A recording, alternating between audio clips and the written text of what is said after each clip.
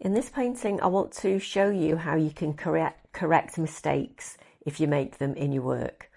So, as I said in my first video, I wasn't happy with the planet. I didn't think it looked three-dimensional enough. So I decided to rectify that. So I took a piece of paper and pencil, and using the stencil that we used to draw the original planet shape, I just drew another shape and then cut it out very quickly and very roughly. So I'm just going to put a piece of paper over the figure in the middle so that I can repaint this pattern. So I can repaint the planet so it looks a bit more three-dimensional. So you can see here I've cut a piece that fits the circle using Pritt stick just to stick it down, and this piece is just going to cover the planet where the figure is, so it's just sort of like blocking that off. So I'm just gluing that on top of the figure, and then I'm going to start painting. So starting off with just the same green ready mix I've already used, and just mostly painting the whole of that green to start off with, because I want to blend my colours into each other. I'm working with the same colours, and I'm just going to work wet on wet. So I've got my green down. I'm now just going to, that's dried off a bit, so I'm just re-wetting that before I start going in with the blue. I'm picking up some blue paint there just on my palette and just going with a dabbing motion to get it to blend together.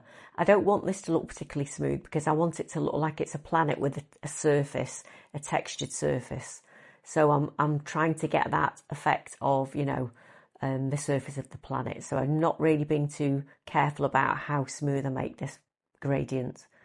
Then taking a bit of white and a bit of the green ready mix and just putting a bit of a lighter colour down next to the white.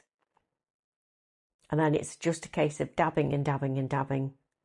So I've cleaned off my brush and I'm going to put a bit of a thicker white acrylic line just to show where the light's hitting the planet a bit more.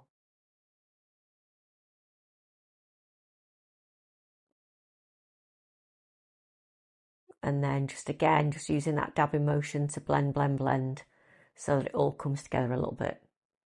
So I'm happier with that than the original. So now I'm just gonna, it's all dry, I'm just putting my stencil back in the correct place and drawing using a pen to outline it. I tried it in pencil first, but it wouldn't show up.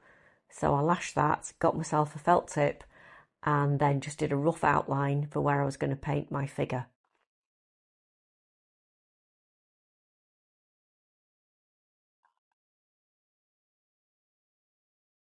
So just outlining all of the little bits.